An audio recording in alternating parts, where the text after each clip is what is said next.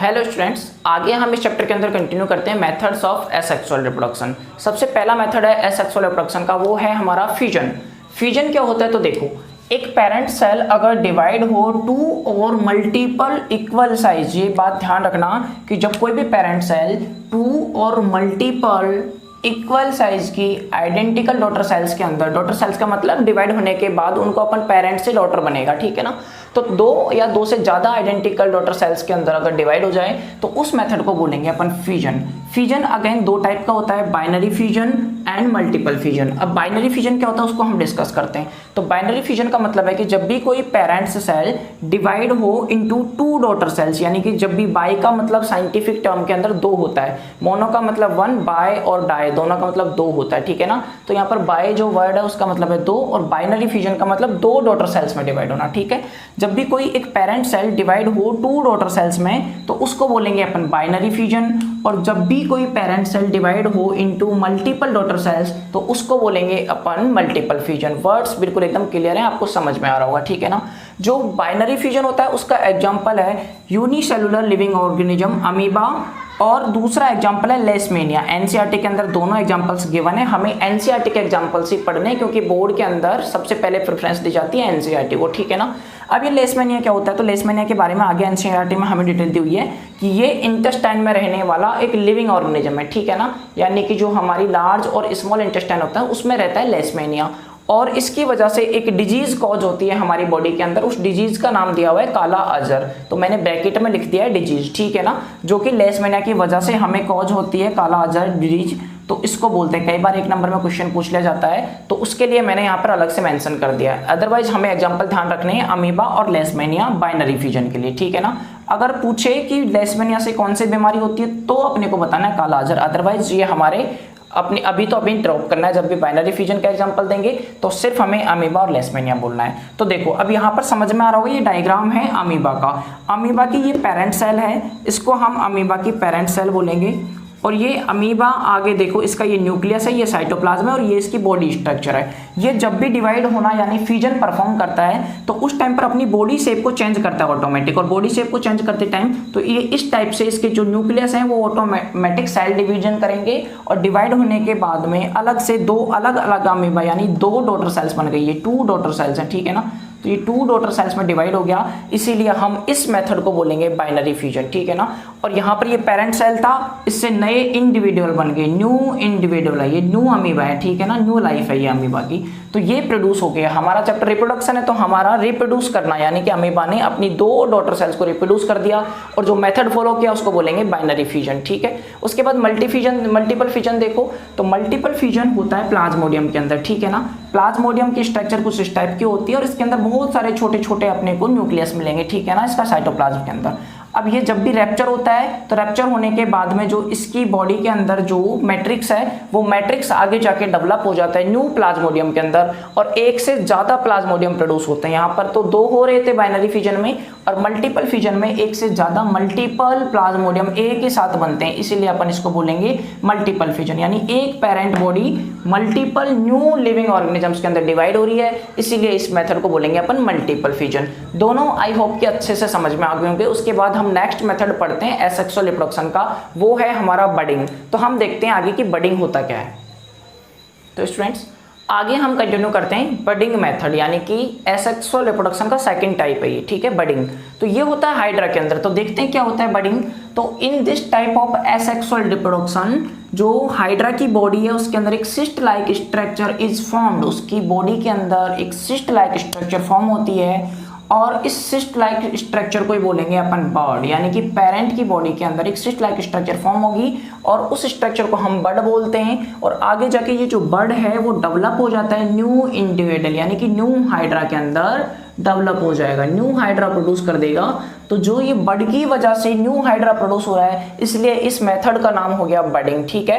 और ये हमें देखने को मिलेगा हाइड्रा के अंदर। तो ये हाइड्रा की बॉडी है, ये पेरेंट हाइड्रा है। इस पेरेंट हाइड्रा की साइड में देखोगे तो आप यहाँ पर देखोगे ये हमारा एक बर्ड टाइप एक सिस्ट लाइक स्ट्रक्चर अलग से इसकी बॉडी में अलग से डेवलप होना स्टार्ट होता है। इसको बोलेंगे हम बर्ड। और ये जाके आगे डेवलप होने के बाद में न्यू हाइड्रा के अंदर डेवलप होता जाएगा, यहाँ पर और डेवलपमेंट होगा, उसके बाद में और डेवलपिंग फेज चलेगा और लास्ट में जाके ये इसकी बॉडी से ऑटोमेटिक सेपरेट हो जाएगा और सेपरेट होने के बाद में इसको बोलेंगे हम न्यू हाइड्रा। और यहाँ से इस मेथड के थ्रू, इस बर्ड की हेल्प से न्यू हाइड्रा का प्रोडक्शन हो गया, इसलिए इस मेथड को बोलेंगे अपन बर्डिंग।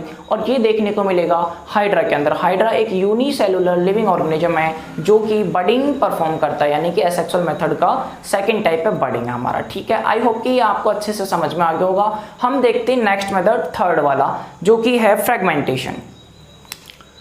तो स्टूडेंट्स आगे हम कंटिन्यू करते हैं एसेक्सुअल रिप्रोडक्शन का थर्ड मेथड, जो कि है फ्रेगमेंटेशन। तो देखते हैं व्हाट इज फ्रेगमेंटेशन। फ्रेगमेंटेशन के अंदर क्या होगा कि जो पेरेंट बॉडी है, कोई भी एक लिविंग ऑर्गेनिज्म है जो कि पेरेंट है, तो उसकी बॉडी है उसमें से ऑटोमेटिक पीसेज कन्वर्ट होने लगेंगे, यानी कि in fragmentation method organism breaks into pieces. उसकी जो बॉडी है वो ब्रेक होने लगेगी पीसेज में, और जितने भी पीस बनेंगे सारे पीसेज डेवलप हो जाएंगे rise to a new organism, यानी कि ये आगे जाके डेवलप हो जाएंगे किसमें, न्यू ऑर्गेनिज्म के अंदर। और फ्रेगमेंटेशन देखने को मिलेगा हमें स्पायर वगैरह के अंदर। और स्पायर वगैरह की बॉडी कुछ इस टाइप की होती है। तो देखो इसके अंदर ये न्यूक्लियस है और ये जो बीच में आपको पोर्शंस नजर आ रहे हैं, इन पोर्शंस को बोलेंगे अपन सेप्टम या फिर सेप्टा। उसके बाद में स्पाइरल क्लोरोप्लास्ट होता है, जो ग्रीन कलर का पोर्शन है उसको बोलेंगे अपन स्पाइरल क्लोरोप्लास्ट, जो कि पिगमेंट होता है एक तरीके से।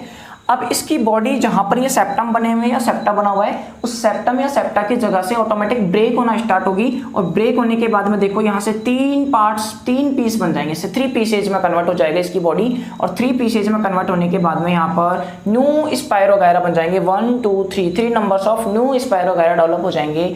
और ये इसकी बॉडी का फ्रेगमेंटेशन हुआ है, इसकी बॉडी पीसेज में कन्वर्ट हुई है, इसलिए इस मेथड को, एसेक्सुअल रिप्रोडक्शन के इस मेथड को बोलेंगे फ्रेगमेंटेशन।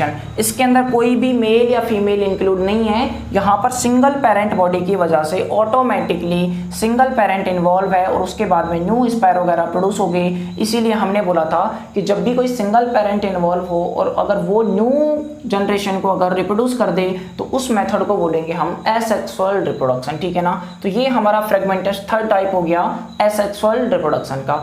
आगे हम कंटिन्यू करते हैं फोर्थ टाइप, जो कि रीजनरेशन होता है और वो भी कुछ ना कुछ फ्रेगमेंटेशन से मिलता जुलता ही है। तो हम देखते हैं fourth type of asexual reproduction, जो कि है रीजनरेशन।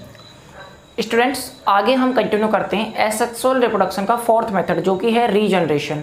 और ये फ्रेगमेंटेशन से मिलता जुलता है क्योंकि यहाँ पर भी बॉडी पार्ट से ही न्यू ऑर्गेनिज्म डेवलप होता है। तो देखो रीजनरेशन होता क्या है, तो regeneration is the ability of form new organism from body parts, यानी कि ये एक लिविंग ऑर्गेनिज्म की एबिलिटी होती है जिसके थ्रू, उस एबिलिटी के थ्रू कोई भी न्यू ऑर्गेनिज्म को फॉर्म कर सकता है किसी भी बॉडी पार्ट से, कोई भी ऑर्गेनिज्म। ठीक है ना, विच मीन्स उसकी बॉडी में या तो कट होगा या फिर ब्रोकन पार्ट जो होगा बॉडी पार्ट वो जनरेट हो जाएगा न्यू ऑर्गेनिज्म के अंदर।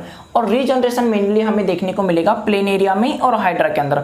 हाइड्रा में वैसे हमने पहले बडिंग भी देखा था, लेकिन बडिंग के साथ साथ अगर हाइड्रा की बॉडी को बीच में से कट कर दें तो भी वो रीजनरेशन फॉर्म कर लेगा, रीजनरेशन वाला मेथड फॉलो करेगा। और मेनली प्लेनेरिया में तो होता रीजनरेशन ही है। ठीक है, तो हम देखते हैं प्लेनेरिया के अंदर रीजनरेशन। तो ये पेरेंट बॉडी है प्लेनेरिया की, हमने इसकी बॉडी के 3 टुकड़े कर दिए, 3 पार्ट्स में इसको डिवाइड किया, कट कर दिया। और कट करने के बाद में हर एक पार्ट आगे जाके न्यू प्लेनेरिया के अंदर डेवलप हो गया और यहाँ पर 3 न्यू प्लेनेरिया जनरेट हो गए। इस मेथड को बोलेंगे हम रीजनरेशन। और यहाँ पर भी एक सिंगल पेरेंट के थ्रू नए नए प्लेनेरिया या फिर न्यू ऑर्गेनिज्म प्रोड्यूस हो रहा है, इसलिए इस मेथड को बोलेंगे एसेक्सुअल रिप्रोडक्शन, जो कि रीजनरेशन मेथड के थ्रू प्लेनेरिया के अंदर होता है। ठीक है ना, आगे हम कंटिन्यू करते हैं एसेक्सुअल रिप्रोडक्शन का फिफ्थ मेथड, जो कि है स्पोर फॉर्मेशन। देखते हैं स्पोर फॉर्मेशन किसके अंदर होता है और कैसे होता है। स्टूडेंट्स हम नेक्स्ट एसेक्सुअल रिप्रोडक्शन का मेथड कंटिन्यू कर रहे हैं, स्पोर फॉर्मेशन।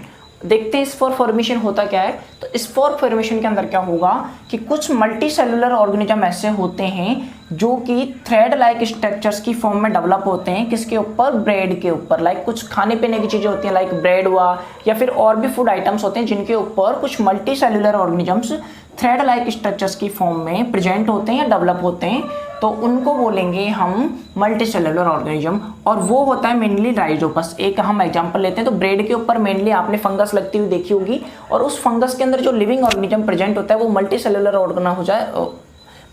सेलुलर ऑर्गेनिज्म होता है राइजोपस। ठीक है ना, जो कि एक टाइप का फंजाई होता है। ये जो राइजोपस होता है ये स्पोरेंजिया कंटेन करता है, यानी कि इसके पास एक ऑर्गन होता है स्पोरेंजिया, ये सेक्सुअल ऑर्गन है राइजोपस का, ठीक है ना।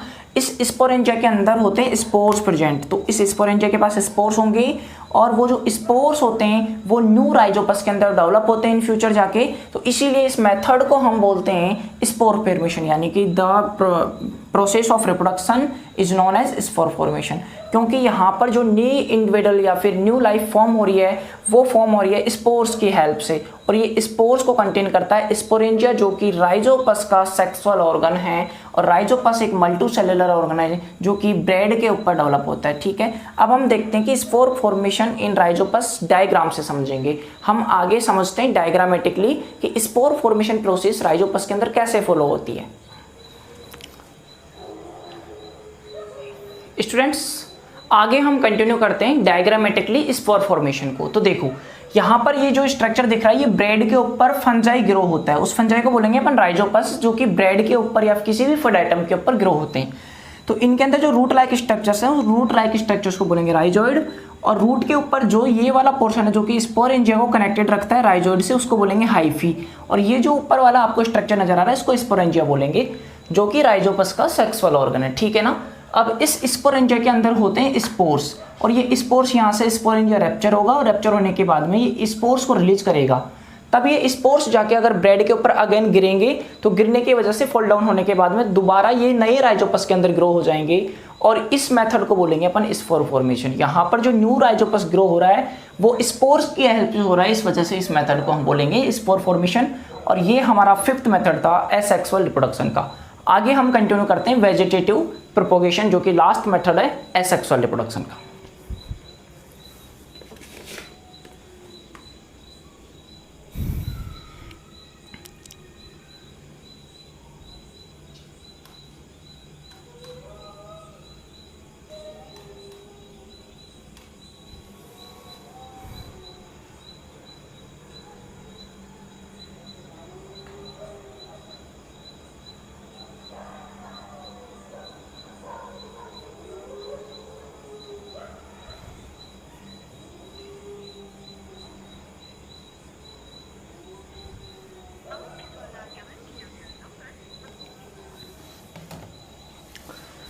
तो जो हमारा लास्ट मेथड है एसेक्सुअल रिप्रोडक्शन का वेजिटेटिव प्रोपोगेशन, उसको हम नेक्स्ट वीडियो के अंदर कवर करेंगे।